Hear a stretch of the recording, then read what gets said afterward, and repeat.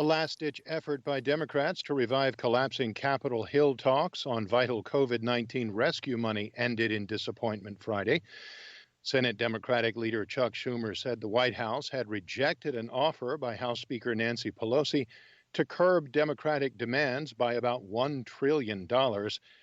Treasury Secretary Steven Mnuchin said that President Trump will now at least issue executive orders on home evictions, as many jobless Americans have difficulty making rent or their mortgage payments. People have run out of the enhanced unemployment, so that is something we will recommend an executive order on. And it relates to rental foreclosures. We will recommend a executive order on that, and also student loans. The failure of negotiations came as nearly 5 million people have been infected and almost 161,000 people have died in the United States from the coronavirus. A top U.S. intelligence official says at least 3 countries are trying to interfere in this year's presidential election.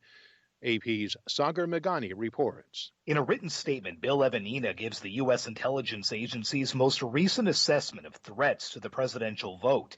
The assessment holds China hopes President Trump does not win re-election, that Russia's working against Joe Biden, and Iran is looking to undermine democratic institutions overall.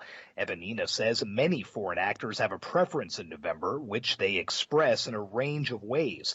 But the intelligence community is primarily concerned about ongoing and potential activity by those 3. Sager Maghani, Washington. The top infectious disease expert in the United States, Dr. Anthony Fauci, says that if proper public health guidelines are followed, the country could come out of the fall and winter seasons looking good on the coronavirus pandemic. In a special online discussion with the Brown School of Public Health, Fauci said he was cautiously optimistic about trials for a coronavirus vaccine because early trials show it working as well or better than plasma from people who have recovered from COVID-19.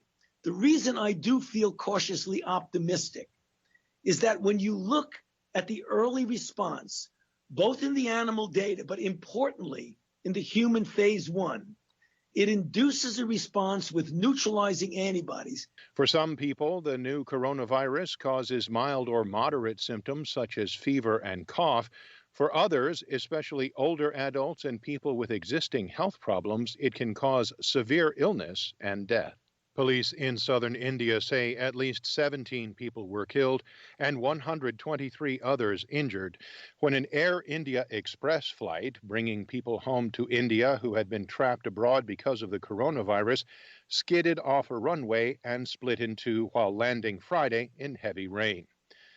The United States on Friday imposed sanctions on Hong Kong Chief Executive Carrie Lam, the territory's current and former police chiefs, and 8 other officials for their role in curtailing political freedoms in Hong Kong. Last month, Carrie Lam postponed a September 6th election to Hong Kong's legislature by 1 year because of a rise in coronavirus cases, dealing a blow to the pro-democracy opposition that had hoped to make huge gains. The United States condemned that action, saying it was the latest example of Beijing undermining democracy in the Chinese-ruled territory. U.S. employment growth slowed considerably in July. AP's Shelley Adler reports. Normally adding 1.8 million jobs would be an outstanding report, but it's disappointing after June gains of 4.8 million jobs and 2.7 million in May.